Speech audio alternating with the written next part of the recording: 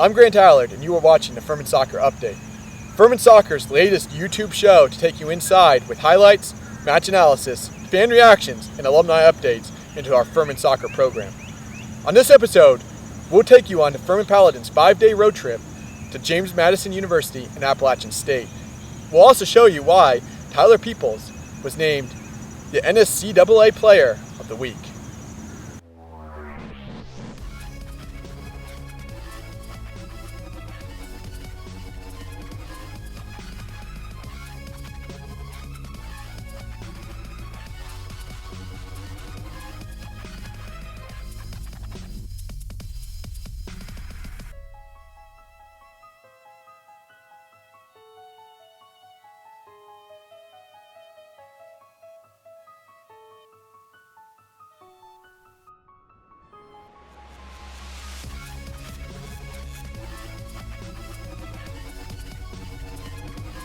Hello, this is Grant Allard here in Harrisonburg, Virginia, as our Furman Paladins, our number 17 ranked Furman Paladins, prepared to take on the James Madison Dukes here in a game, the first ever meeting between these two sides.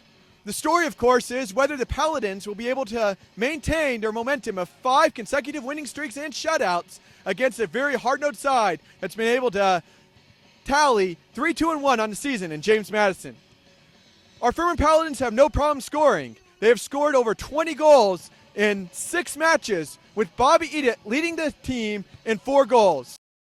The Furman Paladins met the James Madison Dukes for the first time ever on September 27th.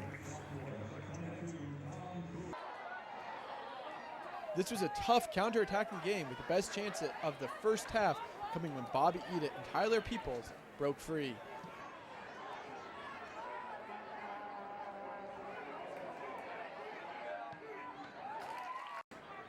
Ritter also had a good chance with a driven shot from the corner.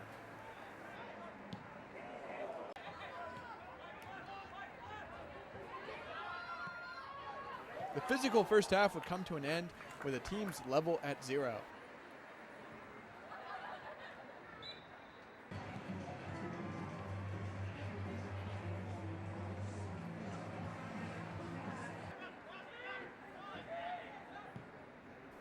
In the second half, the Paladins sought to attack more, but they still had to watch out for JMU's pacey counters.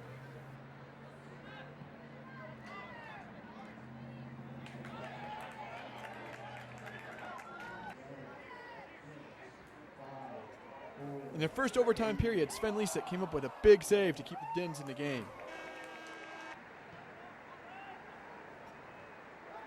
And in the second overtime period, Tyler Peoples placed a finish in the corner for his 3rd goal of the season.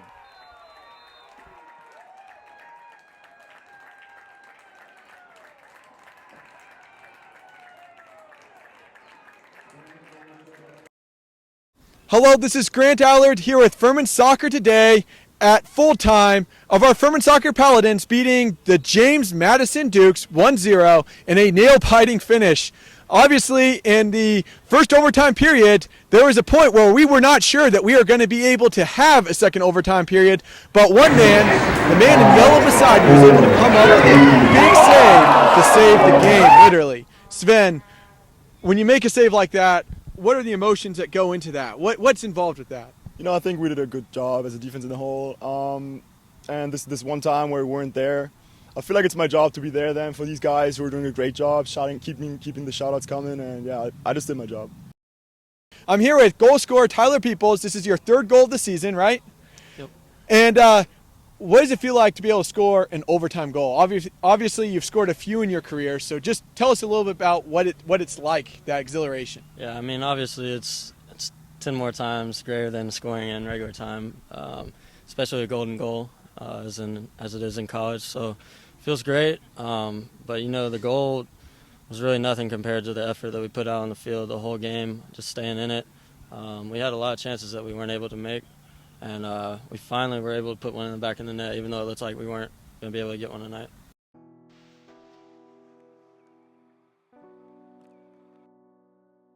Hello, this is Grant Allard here in Boone, North Carolina with the Furman Soccer Today, as our Furman Paladins, our number 17 ranked Furman Paladins, prepare to take on the Appalachian State Mountaineers. Our Furman Paladins come into this game with a lot of momentum as they are on a 6 consecutive game winning streak. They have also been able to keep the ball out of the net for all 6 games.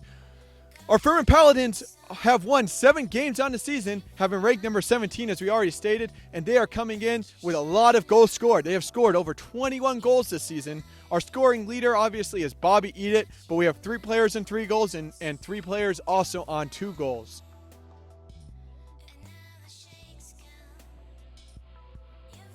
John, real quick, describe to us what a travel day with Furman Paladin Soccer is like.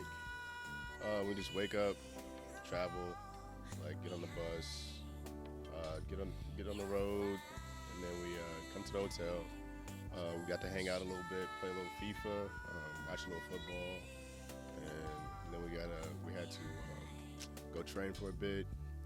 Then we went to dinner, and now we're back here. Hello, this is Grant Allard here with Furman Soccer today in beautiful Boone, North Carolina, as our Furman Paladins prepare to take on the Mountaineers of Appalachian State. Our Furman Paladins come into this game with a lot of momentum. They are 7-1 on the season with 6 consecutive wins and 6 consecutive clean sheets. But Coach Allison has been reminding the team over and over, both yesterday and today, that momentum means nothing when you're coming into Southern Conference play, because the Southern Conference is a competitive conference and is one where it's a whole different animal than the regular season. The Paladins opened Southern Conference play against Appalachian State on September the 29th.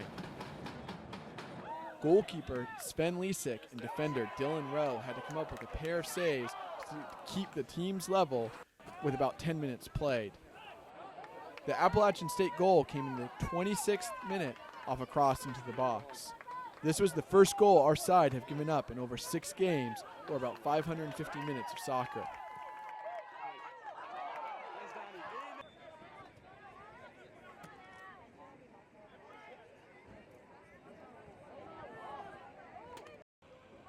The Paladins sought to attack with vigor the rest of the game, and in the 75th minute, Tyler Peoples was able to flick home a header for his 4th goal of the season. This performance, along with Peoples' game-winning goal against James Madison on Friday, won him the NSCAA National Player of the Week. The Paladins would continue to dominate both overtime periods. However, the game would end with the teams tied, 1 apiece.